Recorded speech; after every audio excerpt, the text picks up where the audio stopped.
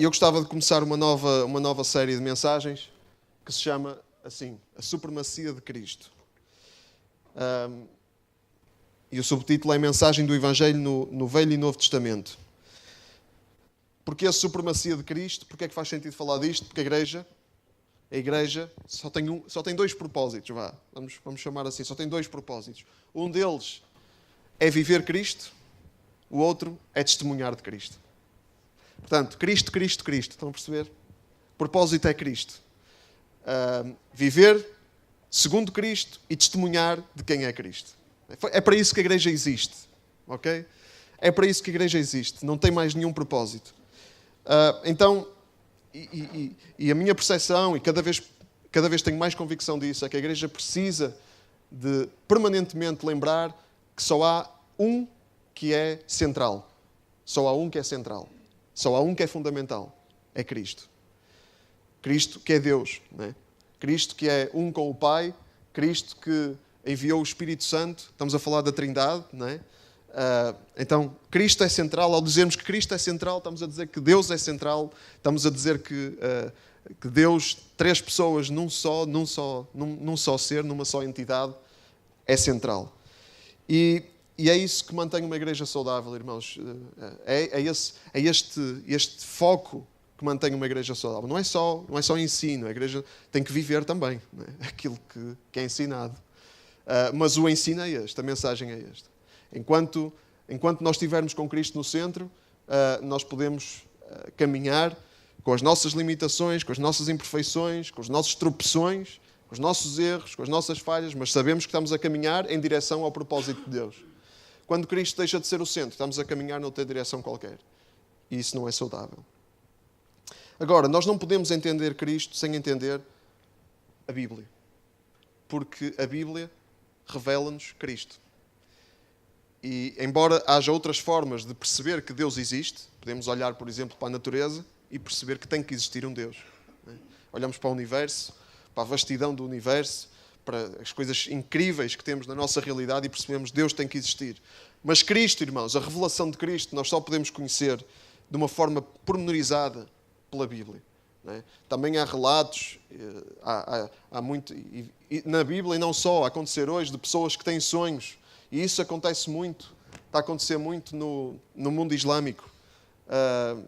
Vários testemunhos que eu tenho lido de pessoas que sonham com Jesus. Né? Têm sonhos em que veem Jesus. E depois recebem Jesus nas suas vidas. Não sei se já viram algum testemunho desses, mas há vários testemunhos de pessoas que têm tido esse tipo de revelação. Mas nós só podemos conhecer Cristo de uma forma pormenorizada pela Bíblia. E é a Bíblia toda. Não é as partes que nós achamos mais piada. É a Bíblia toda. Se nós não percebermos como é que a Bíblia nos revela Cristo, nós não vamos conhecer Cristo. E não vamos ter Cristo no centro. Então temos que entender o Velho Testamento. E preocupa-me, irmãos, que para muitos de nós o Velho Testamento é alguma coisa desatualizada, alguma coisa arcaica, alguma coisa que até mete uma certa confusão. Preocupa-me isso. Né? E queremos, como igreja, queremos trabalhar isso, porque isso não é um ponto de vista saudável. Isso não é saudável. Se nós não entendermos a revelação, se nós não tivermos a visão total da forma como Deus revela Cristo através da Bíblia toda, nós não vamos conhecer Cristo como deve ser. Porque para alguma coisa Deus nos deu este livro. E nos deu este livro completo. Né? Não nos deu o livro só em partes giras. Né? É verdade que há partes difíceis de entender. E esse é que é o problema. Né? Há partes difíceis de entender e esse é que é o problema. E nós também não estudamos. Não é? Como é que eu sei que nós não estudamos? Porque temos ali livros na livraria que não se vendem. Ninguém compra. Não é? Por isso eu sei que ninguém estuda aqui. Não é? Ou pode haver gente que estuda e não são só os nossos livros, mas isso é um sintoma. Não é? É um sintoma. Há muitos sítios onde se podem comprar livros. E eu sei que há gente aqui que tem muita literatura em casa e que estuda, até porque tem que ministrar. Mas a esmagadora maioria de nós, irmãos, posso estar enganado. Né? Posso estar enganado. Se estou enganado, peço perdão. Mas essa é a minha percepção. E se eu estiver enganado, venham-me dizer no fim, olha, estás enganado. Ou então fazemos depois também um inquérito para perceber em que estado é que está. Em que estado é que está. Em que estado é que está o nosso estudo e o nosso aprofundamento. Então, se nós não entendemos, nós temos que ir à procura de entender. Não é? Temos que ir à procura de entender. Então, que livro da Bíblia? Há um livro da Bíblia que eu estive a orar e a buscar a Deus, e a perceber de Deus que livro é que podemos usar para entender melhor esta revelação completa.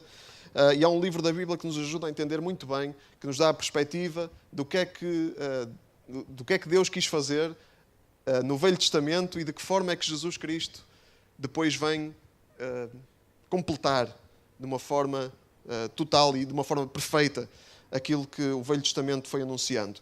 E esse livro... Isso falta aqui, Não tenho aqui... Isto não está a trabalhar. Já está? Ok. É a Carta aos Hebreus. A Carta aos Hebreus dá-nos uma perspectiva muito, muito interessante, muito completa do Velho Testamento, da forma como aquilo que Deus nos revelou no Velho Testamento nos ajuda a entender Cristo. E depois mostra-nos quem Cristo é, a partir disso. Quem é o autor da Carta aos Hebreus? Tu achas que é Paulo? Mais alguém tem alguma opinião? Isso chama-se axiologia. Eu também tenho uma axiologia. Sim. Há várias teorias. Não se sabe quem é o autor. Não se sabe quem escreveu esta carta. Paulo, o apóstolo Paulo, é uma das teorias, mas não é a que tem mais aceitação atualmente. Ganhaste uma t-shirt? Espetacular. Paulo era o autor que se pensava que tinha escrito a carta até uma certa altura, durante alguns séculos, mas não era quem... aquilo que nós temos escrito sobre o autor, no início da Igreja, nos primeiros séculos, não era Paulo. Há várias sugestões. Há quem diga que é Lucas, há quem diga que foi Priscila, uma mulher que era casada com Áquila, que eram companheiros de Paulo, eram da equipa de Paulo e andaram com Paulo nas suas viagens, mas quem reúne mais consenso é Barnabé, né? Há quem diga que foi Barnabé, companheiro de Paulo também nas suas viagens, e há quem diga também que foi Apolo. Né? Nós lemos sobre Apolo em Atos, no capítulo 18, e diz lá que ele era um homem muito eloquente e muito poderoso nas Escrituras, alguém que sabia muito, era um judeu. Porquê é que hoje em dia já ninguém diz que é Paulo? Porque o estilo da carta é muito diferente das outras que Paulo escreveu. Muito diferente. É muito, muito, muito diferente. Não tem nada a ver com o estilo com que Paulo escreve. Paulo, normalmente, nas suas cartas, ele começa por se identificar e diz, da parte de Paulo, apóstolo de Jesus Cristo. Se forem ler as cartas de Paulo, eu acho que se isso não está em todas, está em praticamente todas. Em Hebreus isso não está escrito. E também a forma como o autor aos Hebreus escreve, e as despedidas também no fim, também não é à maneira de Paulo. Portanto, em princípio não é Paulo, mas vamos deixar de conversa sobre o autor, isto são especulações, era só para dar uma pincelada, mas qual é o objetivo do autor? Esta carta foi escrita para os hebreus. Quem eram os hebreus? Os hebreus? Era o povo de Israel, não é? E os descendentes deles. Não é? Era o povo de Israel. Jesus era hebreu. E todos os discípulos de Jesus eram hebreus. Não é? E todos os apóstolos eram hebreus. Não é? E a igreja começou na Judeia. Certo? Então, os hebreus eram todos aqueles que descendiam do povo de Israel. Mas estes hebreus eram cristãos. Só que para um judeu naquela altura era muito complicado isto da fé cristã. Porquê? Porque eles tinham uma tradição muito forte do judaísmo, da religião judaica. Eles tinham o que nós chamamos o Velho Testamento, para eles é a Bíblia toda, ainda hoje continua a ser, é a Bíblia. E depois foi-lhes apresentado Cristo, eles conheceram Cristo. Como é que agora eu vou viver na minha cultura, na minha tradição, com esta revelação nova que eu tenho de Cristo? Era complicado. E muitos deles, a tendência, como não entendiam bem isto, era continuar a viver uma vida assim era meio um misto, né? Continuavam a cumprir as tradições do judaísmo, as leis do judaísmo, e depois tinham Cristo, mas a coisa não funcionava. E o autor aos Hebreus queria explicar porque é que Cristo era superior a todas as tradições do judaísmo e a todas as leis. Porque é que Cristo era superior ao judaísmo. Porque é que o cristianismo era a religião verdadeira. E o judaísmo, embora fizesse parte e tivesse sido muito importante, não estava completo sem o cristianismo.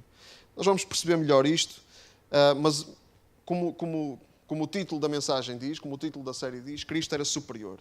Cristo é supremo. Né? Cristo é supremo. E o autor aos Hebreus fala aos destinatários da carta, mas Cristo é superior a quem? Olha, ele fala de três coisas durante a carta. Cristo é superior aos anjos, Cristo é superior a Moisés, que para eles fazia muita confusão, não é? Para os primeiros discípulos, para os judeus, porque Moisés era tipo o supra-sumo, não é? O grande profeta do judaísmo que revelou a lei de Deus, não é? E quando Jesus começou a atualizar a lei, quando Jesus começou a pôr a lei noutra perspectiva, toda a gente ficou muito nervoso, não é? Quem é este para estar aqui a pôr-se por cima de Moisés? Não é? Pôr-se por cima de Abraão. Não é? Porque Jesus disse, antes que Abraão existisse, eu sou. E se para um judeu ouvir isso, era um escândalo. Não é? E Cristo era superior também aos sacerdotes do Velho Testamento. E esta parte é que vai ter mais vamos ter que perceber melhor o que é que faziam os sacerdotes do Velho Testamento, porque com Cristo deixamos de precisar de sacerdotes. Não precisamos de sacerdotes. Os sacerdotes eram os intermediários entre o povo e Deus. Agora, nós só precisamos de um intermediário, que é Cristo. Ele é que é o nosso intermediário. Não precisamos que ninguém não precisamos que ninguém faça a ligação, faça a ponte entre nós e Deus. Cristo faz isso. Só há um mediador entre Deus e os homens, que é Jesus Cristo, diz a palavra de Deus. Isto também era algo que era levar o judaísmo a um novo nível. E se Jesus Cristo era superior aos sacerdotes, é porque o sacrifício de Cristo é suficiente. Os sacerdotes faziam sacrifícios regularmente. Os sacerdotes do templo no judaísmo faziam sacrifícios regularmente. Mas Cristo fez um sacrifício que é suficiente. O sacrifício de Cristo é suficiente e não é preciso mais sacrifícios para comprar o favor de Deus ou para... não é preciso sacrifícios regulares, porque Deus já fez um sacrifício de uma vez por todas. Ok? Agora, por causa do sacrifício de Jesus, nós damos a nossa vida. Nós não sacrificamos para estar perto de Deus. Nós estamos perto de Deus e por isso sacrificamos a nossa vida. Por isso nós damos a nossa vida. Por isso nós entregamos-nos. Vamos então à leitura. E já chega de introdução. E vamos a Hebreus capítulo 1. E vamos ler os 3 primeiros versículos. A ver se a gente não se estende muito. E vamos tentar fazer aqui uma introdução. Eu vou tentar que seja breve. Não prometo, mas vou tentar. Os 3 primeiros versículos de Hebreus. Versículo 1 ao versículo 3. Já todos abriram? Então eu vou ler. Havendo Deus antigamente falado muitas vezes e de muitas maneiras aos pais pelos profetas, a nós falou-nos nestes últimos dias pelo Filho, a quem constituiu herdeiro de tudo, por quem fez também o mundo, o qual, sendo o resplendor da sua glória e a expressa imagem da sua pessoa, e sustentando todas as coisas pela palavra do seu poder, havendo feito por si mesmo a purificação dos nossos pecados, assentou-se à direita da majestade nas alturas. Então, o primeiro aspecto aqui importante que o autor aos Hebreus menciona é quem? São os profetas. Ele diz que Deus antigamente falou aos pais. Quem eram os pais? Os antepassados dos judeus. Né? Falou aos pais, aos israelitas, pelos profetas. de muitas maneiras e muitas vezes, mas a nós falou-nos nos últimos dias pelo Filho. Então, os profetas, o que é isto dos profetas? Ora, os profetas eram pessoas que Deus escolhia para revelar a sua palavra, a sua vontade. No Velho Testamento temos vários profetas. Alguém consegue dar exemplos de profetas do Velho Testamento? Isaías. Mais? Jeremias. Samuel. Moisés. Mais? Ezequiel. Obadias. E os profetas menores, não é? Exatamente. Alguém sabe de cor os profetas menores? Amós. Ou se diz por ordem, ou então vai falhar um. Mas são esses. São os 12 últimos livros do Velho Testamento. Se virem os 12 últimos livros, são os profetas menores. Não são menores porque eram mais baixinhos do que os outros, ok? Eram menores porque escreveram livros mais pequenos. É só por isso. Então, todos estes profetas eram pessoas que Deus escolhia para revelar a sua vontade. E não só para revelar a sua vontade, mas para revelar quem Ele era. Para revelar Deus ao povo. Para revelar Deus. Os profetas eram pessoas que falavam da parte de Deus até aos reis. Os reis não eram... Os reis tinham que prestar contas a Deus. Os reis do Velho Testamento. Não era como nas outras nações à volta de Israel, que os reis eram deuses. Isto de certeza que não é novo para vocês. Vimos filmes aí. Há um filme muito interessante que é o 300. Alguém já viu o 300? Que fala do rei... O rei que aparece lá é o rei da Pérsia. Não é? É Deus. Não é? E no filme assim, parece assim todo fantástico e tal. Mas na nação de Israel não era assim. O rei não era Deus. O rei prestava contas a Deus. E quem ia falar da parte de Deus ao rei era quem? Eram os profetas. E às vezes os reis não queriam ouvir e ficavam cheios de si mesmos, a achar que também eram deuses, e depois espalhavam-se. Né? Espalhavam-se ao comprido. E Deus revelou-se através dos profetas. E Deus revelou também, além da sua vontade, além do seu caráter, revelou também o futuro. Revelava também o futuro. Né? O que é que ia acontecer. Não só o que é que ia acontecer no futuro próximo, o que eles estavam a viver, o que é que ia acontecer a seguir, mas o que é que ia acontecer no futuro longínquo, até ao fim dos tempos. Né? Temos revelação, Deus revelou isso. Vamos ler alguns profetas, pode ser? Só 2, para não demorarmos muito. Isaías 35, 1-10. Quem é que quer ler? Isaías 35, versículo 1 ao versículo 10. Rapidamente. Alto e bom som. Isaías 35, do versículo 1 ao versículo 10.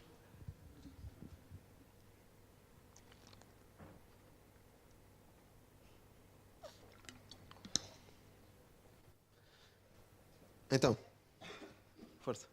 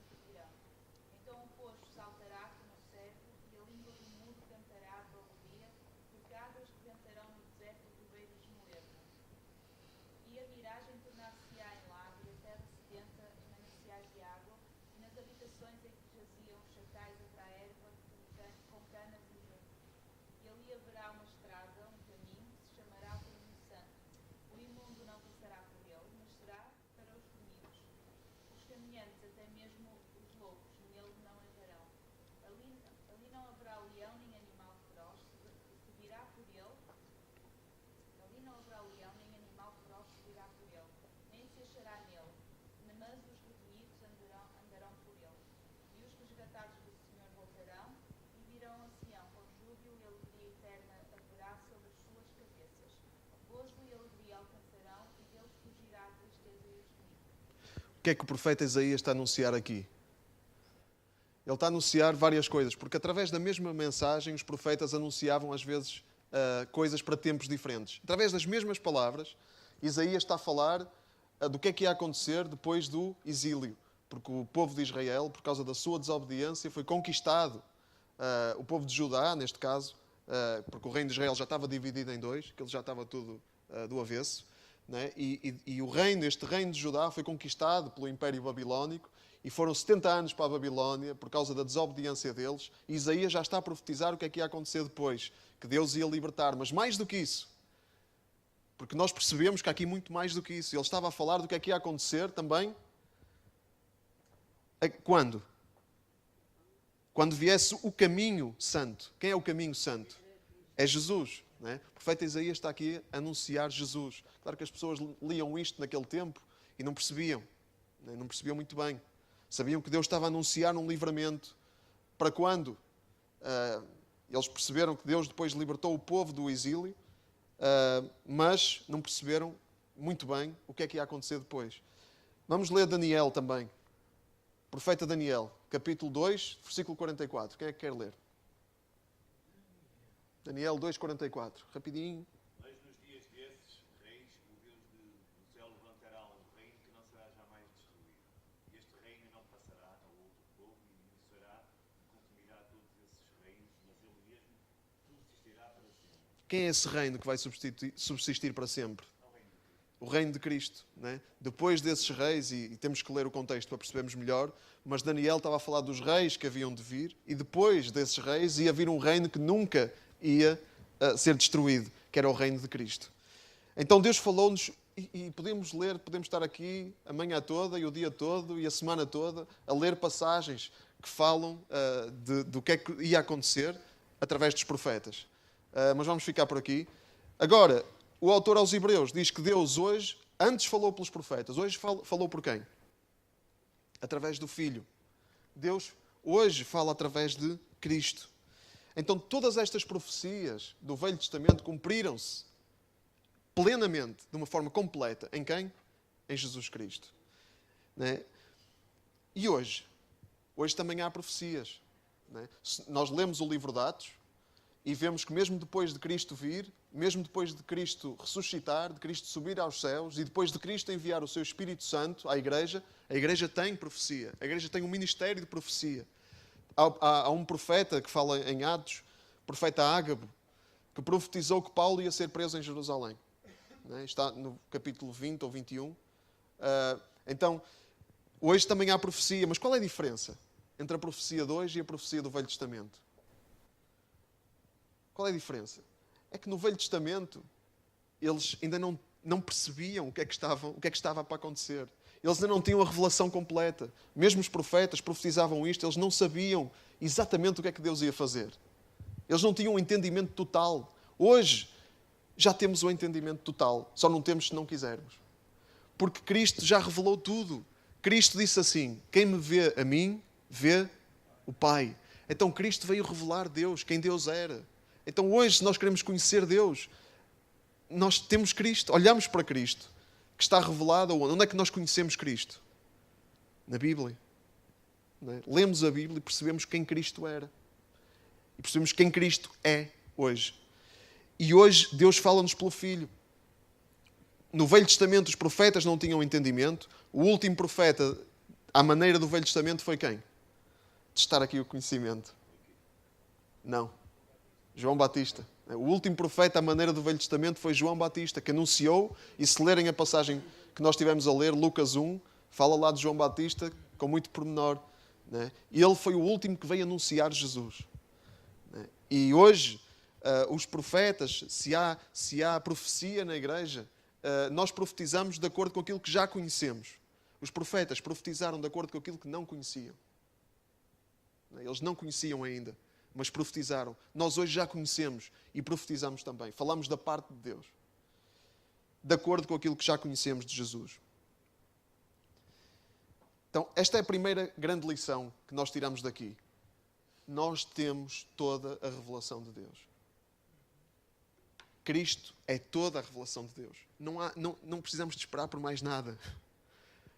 Muitos judeus, há os judeus que aceitaram Cristo, há os judeus que ainda estão à espera do Messias, ainda estão à espera da revelação, ainda estão à espera de mais alguma coisa. Irmãos, não vamos ser judeus. Não vamos ser como esses judeus que ainda estão à espera, depois de terem recebido a revelação, ainda estão à espera de mais alguma coisa. Não precisamos de esperar por mais nada. Nós já temos toda a revelação de Deus em Cristo. E às vezes, e o autor aos Hebreus estava a chamar a atenção dos judeus para isso, dos judeus que conheciam Jesus. Você já tem a revelação toda, porque Deus hoje fala pelo Filho. Irmãos, e nós, às vezes, nós temos toda a revelação, temos acesso à revelação, mas estamos demasiado ocupados com outras coisas para conhecer. Não estamos interessados em conhecer. E isto é um problema da nossa geração, é um problema dos tempos que estamos a viver. Porque nós preferimos passar tempo no Facebook do que passar tempo a orar. Nós preferimos passar tempo a ver televisão e programas parvos na televisão. Eu não tenho nada contra a televisão, nem nada contra o Facebook. Eu vejo televisão e eu também vou ao Facebook, mas eu tenho a percepção de que isto não pode ocupar o tempo. Não pode ocupar o tempo que eu tenho que investir em conhecer Deus. Porque é conhecer Cristo que me vai ensinar quem é Deus e qual é a vontade dele para a minha vida. E se eu não passo tempo a conhecer Deus e a vontade dele para a minha vida, eu não vou saber viver. Isto não é para inchar com conhecimento. É para saber viver. É para saber tomar decisões. É para saber andar. É para saber relacionar-me com as outras pessoas. É para saber o que é que Deus quer de mim na minha vida. Estão a perceber porque é que aquilo que nós não fazemos na nossa intimidade depois afeta a nossa vida, o curso da nossa vida, a nossa caminhada? Depois não sabemos viver, irmãos, porque não passamos tempo a conhecer a vontade de Deus. E isto é grave. E não podemos ficar bem com isto. É uma luta para todos nós, irmãos. Pormos as nossas prioridades em ordem. É uma luta para todos nós. Ninguém aqui está 50 centímetros acima do chão, nem 1 metro, nem 2 metros. Estamos todos com os pés na terra. Vivemos todos neste mundo. Mas não nos podemos conformar. Não nos podemos conformar. Nós temos que investir tempo em conhecer Deus. Por isso é que a palavra de Deus diz, por isso é que Deus diz, buscar-me-eis e me achareis quando me buscardes de todo o coração. Portanto, se nós não buscarmos todo o coração, nós não vamos achar, não vamos conhecer Deus, não vamos conhecer a vontade dele para a nossa vida, não vamos saber viver a nossa vida, vamos nos espalhar. Não vamos andar às apalpadelas na vida. Então esta é a primeira grande lição. Nós já temos tudo o que precisamos. Há ali uma passagem muito interessante que nos fala muito disto. Vamos ler em Tiago. Tiago, capítulo 1, versículo 4 ao 10. Quem é que pode ler?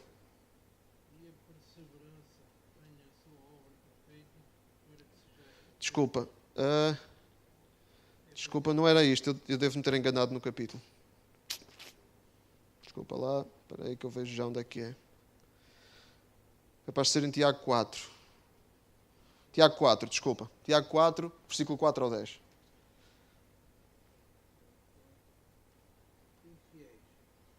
Leia alto e bom som, faz favor. Infiéis, não sabeis que a amizade do mundo é inimizade contra Deus? Portanto, qualquer que quiser ser amigo do mundo constitui-se inimigo de Deus. Ou pensais que, em vão, diz a Escritura, o Espírito que Ele fez habitar em nós anseia por nós até o ciúme. Todavia, dá maior graça. Portanto, diz Deus, resiste aos soberbos, dá, porém, graça aos humildes. Sujeitai-vos, pois, a Deus, mas resisti ao diabo, e ele fugirá de vós. Chegai-vos para ele, e ele se chegará para vós. Limpai as mãos, pecadores, e vós, de espírito vacilante, purificai os corações. Senti as vossas misérias, lamentai e chorai. Torne-se o vosso riso em pranto e a vossa alegria em tristeza. Humilhai-vos perante o Senhor, e ele vos exaltará. Então o que é que está aqui Tiago a dizer? Olha, não podemos ter, como dizem os ingleses, não podemos ter o bolo e comê-lo. Ou temos o bolo ou o comemos. Okay? Então não podemos ter as duas coisas. Não podemos ter o melhor de dois mundos. Ou somos amigos de Deus e inimigos do mundo, ou amigos do mundo e inimigos de Deus. O que é que isso significa? Isto é uma questão de prioridades. O que é prioritário na nossa vida? Não é? Não dá para andar a brincar, irmãos. Quer dizer, dá. Podemos andar a brincar. Se é isso que queremos. Queremos andar a brincar às religiões. Queremos andar a brincar às religiões, então tudo bem. Deus vai tolerar isso até um certo ponto. Não é? Que Deus nos chama a atenção. Olha, que nós possamos, como Tiago diz aqui, humilhar-nos, que a nossa alegria se transforme em choro. Que é para nós acordarmos e percebermos qual é o caminho. E que não podemos andar a brincar. A vida não é para andar a brincar. A vida não é uma brincadeira. Não é? Isto é sério. Não é? Ou andamos a brincar às religiões ou levamos Deus a sério. Não dá para andar a brincar e levar Deus a sério ao mesmo tempo. Porquê? Irmãos, porque diz aqui que Deus tem ciúme. Deus anseia por nós até ao ciúme. Deus quer-nos na totalidade. Deus não quer uma parte de nós, Deus quer-nos na totalidade. E Deus não se vai conformar com... Deus vai insistir connosco. Deus é teimoso. Deus vai nos tentar mostrar de todas as maneiras e mais algumas. E às vezes até pelo sofrimento. Houve um autor que disse que o sofrimento é o megafone de Deus. Não sei se já leram isso. E é verdade. Às vezes Deus, para nos chamar a atenção, tem que nos fazer passar por tempos difíceis para nós abrirmos a pestana, irmãos. É a realidade. E graças a Deus por isso. Porque Ele não nos deixa andar aí à toa. Ele interessa-se pela nossa vida. Então, o que Tiago nos diz aqui é que a nossa vida só pode ter um Senhor. Não pode ter mais do que um Senhor. Não podemos ser nós, o nosso Rei, e Cristo, o nosso Rei, ao mesmo tempo. Só pode haver um Rei. E é bom que seja Cristo. Mas, no versículo 2, diz que Jesus é o herdeiro do reino. Herdeiro de tudo. Por quem fez também o mundo. Deus constituiu Cristo herdeiro de tudo. Esta é a segunda coisa importante que nós temos de reter. Nós não só já sabemos tudo o que precisamos, porque Cristo nos ensina tudo o que nós precisamos, em Cristo temos tudo o que precisamos de saber, mas em Cristo nós temos vitória. Porque Ele venceu todos os seus inimigos. Vamos ler uma passagem muito interessante também em Apocalipse. Apocalipse, capítulo 19, em que fala de Jesus como o Rei dos Reis. Apocalipse é fácil de encontrar, é o último livro da Bíblia.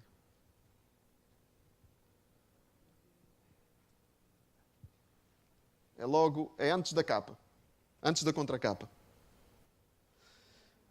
Capítulo 19, versículo 1 ao 16. Quem é que quer ler?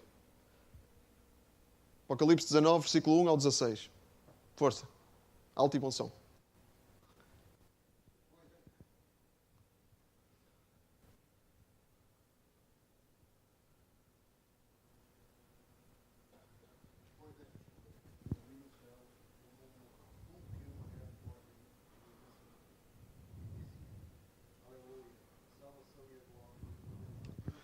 Desculpa, estás a ler 19, versículo 11? 11. 19, 11 ao 16. E vi o céu aberto, e eis um cavalo. Eu que estava montado nele chamava-se Juga, leve, os olhos que não começaram.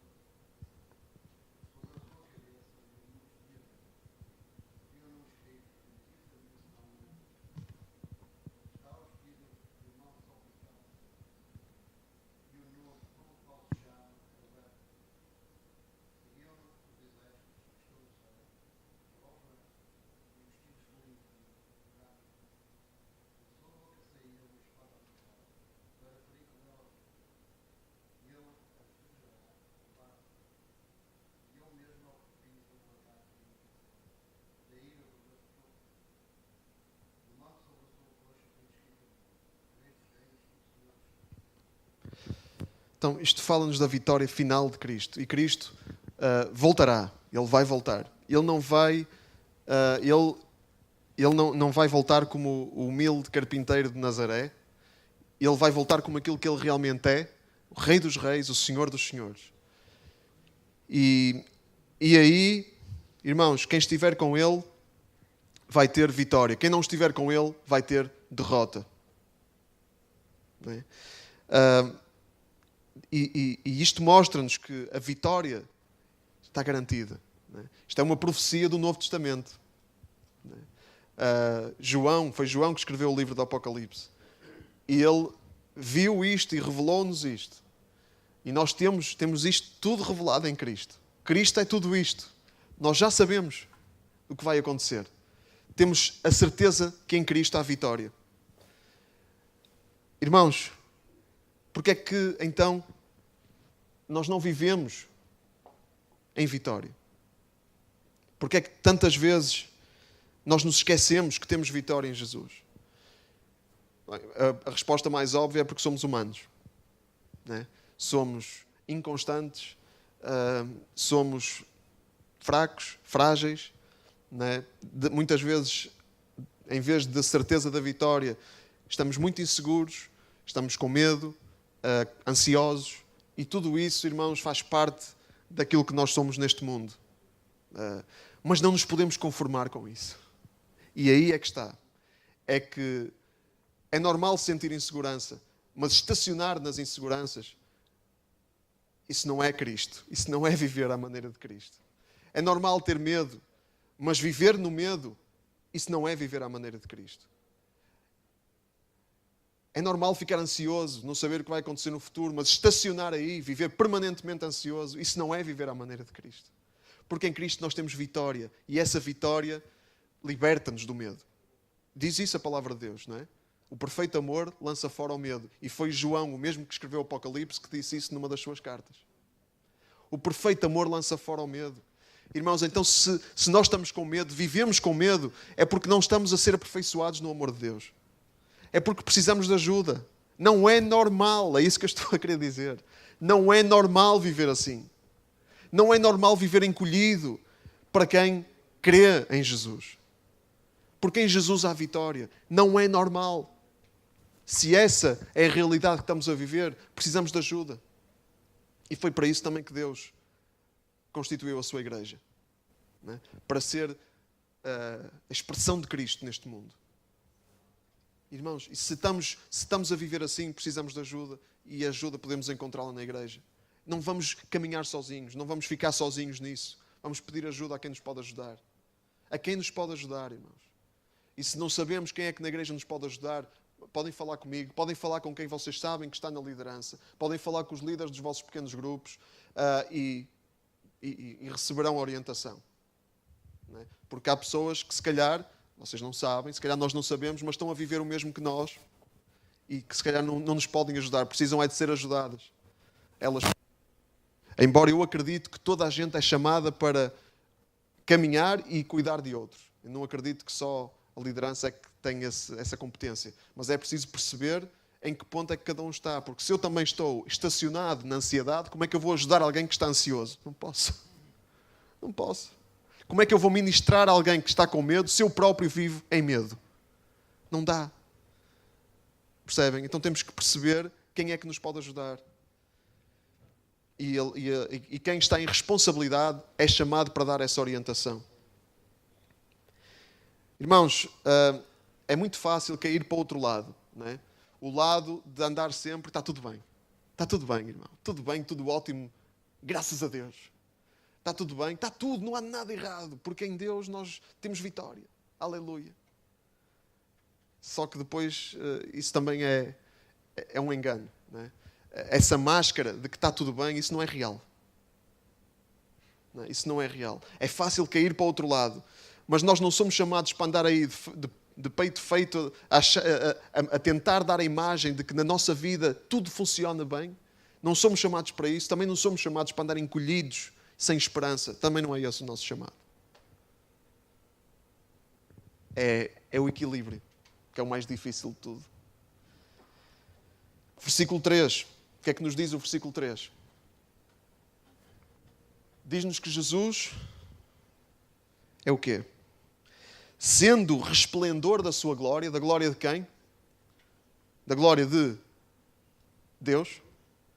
Sendo resplendor da sua glória e a expressa imagem da sua pessoa, e sustentando todas as coisas pela palavra do seu poder, havendo feito por si mesmo a purificação dos nossos pecados, assentou-se à direita da majestade nas alturas. O que é que diz aqui sobre Jesus? Diz que Jesus é o Deus, Ele é Deus Filho. Ele é a expressão exata de quem Deus é. Olhamos para Jesus, vemos o Pai, vemos Deus, porque Jesus é Deus. Ele é Rei. Ele é Rei. Diz que Ele está sentado à direita da majestade nas alturas. E como diz lá em Apocalipse, Ele é Rei dos Reis, Senhor dos Senhores. Mas diz também outra coisa interessante. Diz que Ele fez por si mesmo a purificação dos pecados. E aqui está, isto leva-nos para o Evangelho, para a mensagem do Evangelho. O que é isto de fazer a purificação dos pecados? Alguém se lembra da passagem que foi mencionada, que foi referida na semana passada, sobre o que é o Evangelho? 1 Coríntios 15, versículos 3 e 4. Quando o apóstolo diz, eu entreguei-vos o que recebi, não é? Tenho que ler para não errar.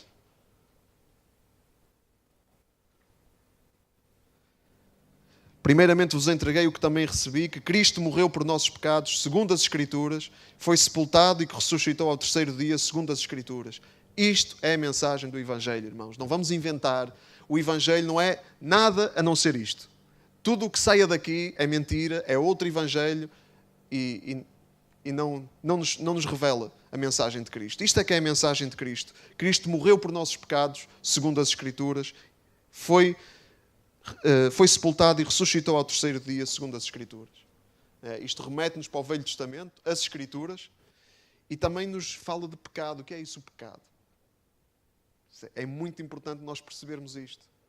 O que é o pecado? O que é que significa Jesus purificar-nos dos nossos pecados? Vamos abrir em Romanos 7.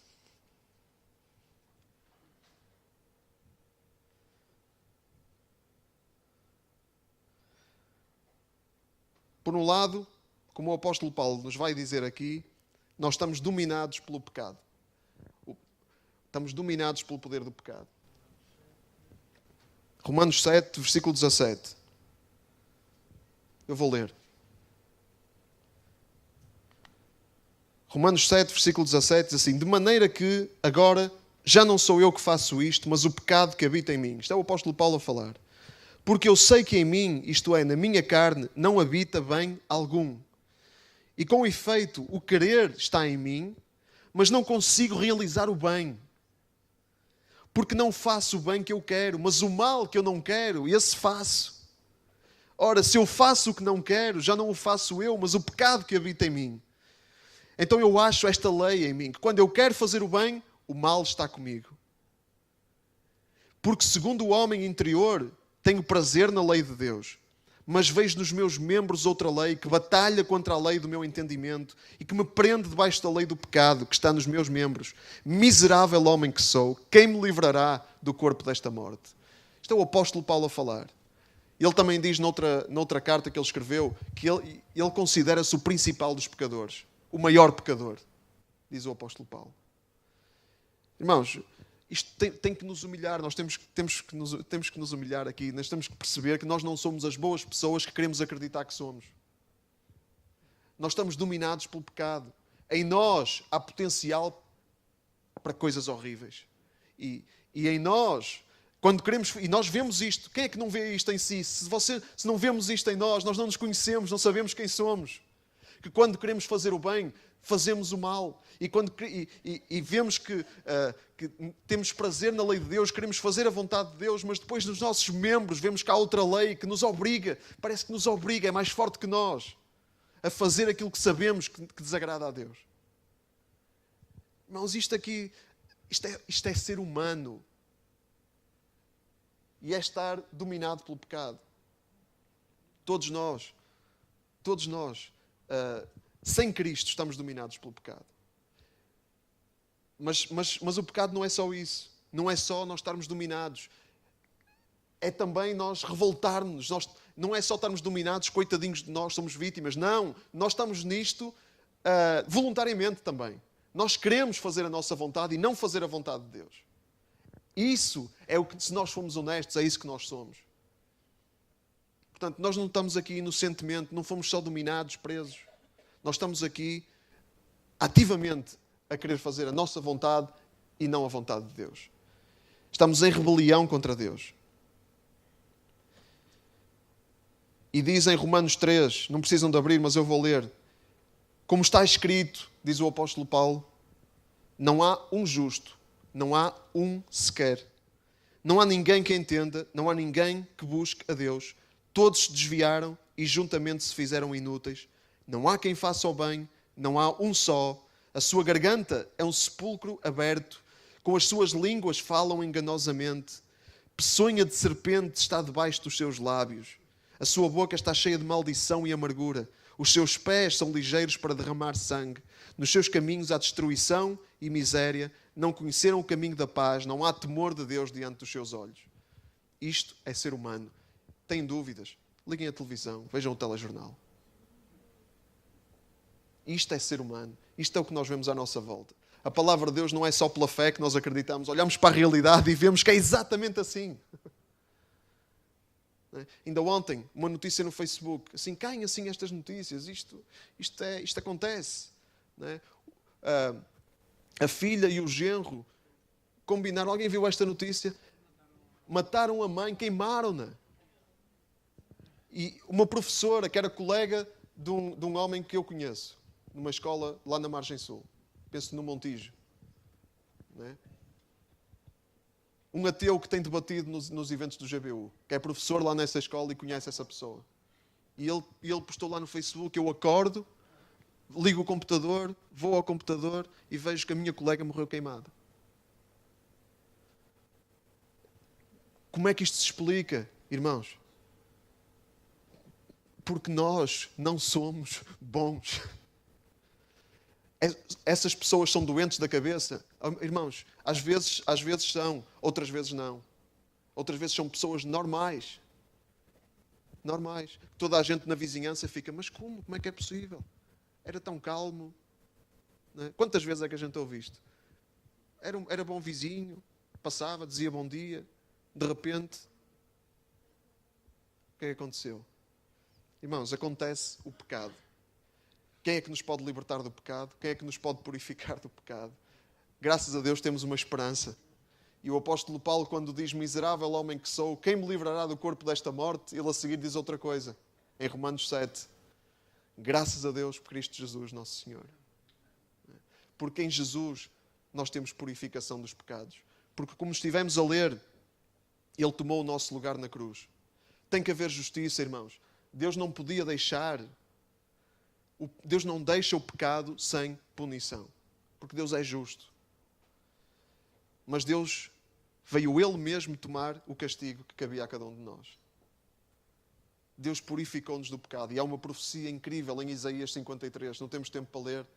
Mas leiam. Isaías 53 fala de como Jesus veio purificar-nos do pecado. Como o Cordeiro de Deus, que tira o pecado do mundo. Ele tira o pecado do mundo porque Ele veio tomar sobre Ele todo o pecado da humanidade. Tinha que ser Jesus. Porque como nós vemos nestas imagens, como é que nós podemos nos libertar do pecado se nós somos como aquele inseto preso na teia de aranha? Como é que aquele inseto se pode libertar? Sabem o que é que acontece? O que é que acontece quando o inseto se tenta libertar? Fica mais preso ainda. O que é que acontece quando nós nos tentamos libertar sozinhos? Cada vez é pior. Vamos cada vez mais fundo. Quem é que nos pode libertar? Tem que ser alguém que não esteja preso na teia de aranha. E só há um que não está preso na teia do pecado, que é Jesus. Ele foi o único homem perfeito, sem pecado. E por isso Ele pode nos libertar do pecado, porque Ele não está sujeito ao poder do pecado. Vamos ficar perfeitos? Não. Vamos ter lutas. Como diz o apóstolo Paulo, ainda temos aqui esta carne que nos quer levar a fazer coisas que nós sabemos que não têm nada a ver com a vontade de Deus. Mas temos uma esperança. Deus é connosco. É Ele que nos pode salvar, não somos nós. É nele que nós temos de pôr a nossa esperança, não somos nós. Como é que aqueles que foram condenados por se revoltarem contra Deus, como é que eles se podem libertar da pena? A pena já está dada. Quem é que nos pode libertar dessa pena? Alguém que não tenha culpa e que morra, que tome a pena em nosso lugar. Jesus fez isso. Então, temos toda a revelação de Deus, temos vitória em Jesus e temos salvação em Jesus. Irmãos, por isso, isto não pode ser só uma mensagem. Isto tem que ter consequências na nossa vida. Que tipo de consequências é que isto vai ter na nossa vida? Irmãos, a luta contra aquilo que nós fazemos e não queremos fazer, se nós a lutarmos sozinhos, nós vamos nos espalhar. Nós vamos ser derrotados. Se nós tentamos pela nossa força libertar-nos da teia, nós só vamos a enrolar-nos ainda mais na teia. Na nossa vida, nós temos que dar lugar a Deus. Temos que dar lugar a Jesus. Nós temos que nos empenhar. Temos que investir em oração. Se temos uma dificuldade, temos que orar sobre isso. E temos que pôr outras pessoas ao barulho. Não podemos estar sozinhos. Porque Jesus, Ele instituiu a sua igreja para ser a sua expressão na terra. E a sua expressão na terra não é só para aqueles que não conhecem Deus, é para aqueles que conhecem e estão cá dentro. Não é? Estão cá dentro e dentro de outras comunidades. Então precisamos de... Nós não podemos... Há uma passagem em Hebreus que eu gosto muito e que vamos ler mais para a frente, que diz que nós ainda não combatemos até ao sangue lutando contra o pecado. Nós temos que estar empenhados nesta luta. E não é com as nossas forças, é com o poder de Deus, é com Jesus.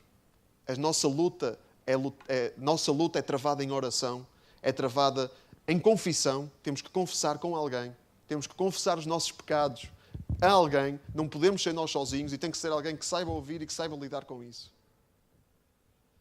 Alguém que não vai ser perfeito, obviamente, porque ninguém é perfeito aqui, mas temos um que é perfeito connosco. E Ele tem poder para nos ajudar. Então, nesta pequena passagem, nós temos muito sumo, muito conteúdo, mas estas 3 lições, vamos levá-las connosco. Temos toda a revelação de Deus em Jesus, tudo o que precisamos saber sobre Deus está em Jesus. Temos vitória em Jesus, porque Ele já tem a vitória e essa vitória está garantida. E temos salvação em Cristo. Então, nele, nós temos perdão, somos purificados. Em Jesus nós podemos chegar a Deus porque Ele reconciliou-nos com Deus através da sua morte na cruz. E agora, irmãos, como diz o apóstolo Paulo, tudo é nosso. Tudo é vosso, diz o apóstolo Paulo. Seja o mundo, seja a vida, seja a morte, sejam as coisas presentes, sejam as futuras, tudo é vosso. E vós de Cristo e Cristo de Deus. Nós já temos tudo o que precisamos em Deus. Então vamos viver colocando a nossa vida nas mãos de Deus diariamente. E se nunca fizermos isso, se nunca tomamos essa decisão de nos comprometermos com Cristo de uma forma séria, se andamos a brincar às religiões, então chegou a hora de tomar uma decisão e de pôr os pontos nos is, de pôr as coisas em ordem. Não dá para esperar. É urgente. Amém? Vamos ficar de pé nesta manhã. Vamos terminar com a oração. E vamos orar para que Deus nos desperte para estas verdades. E só que alguém possa chamar os nossos meninos. E vamos orar.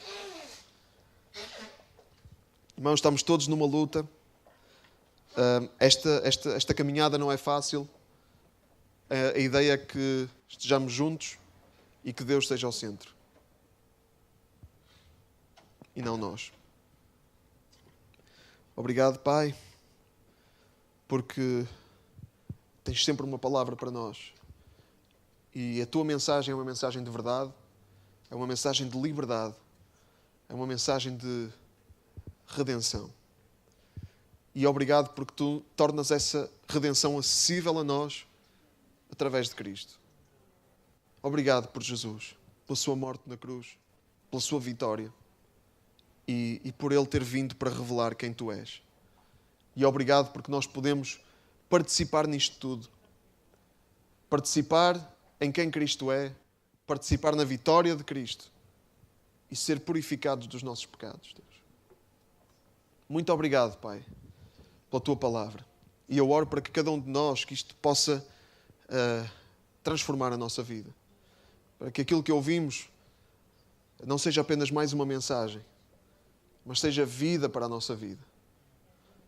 Que nos transforme. Deus, que Tu possas falar connosco, que possas continuar a falar connosco nas próximas horas, nos próximos dias, durante a nossa caminhada, na nossa vida. E despertar-nos para aquilo que precisamos de fazer, para a forma como precisamos de viver. Deus, e dá a cada um segundo a sua necessidade, encaminha cada um segundo a sua necessidade.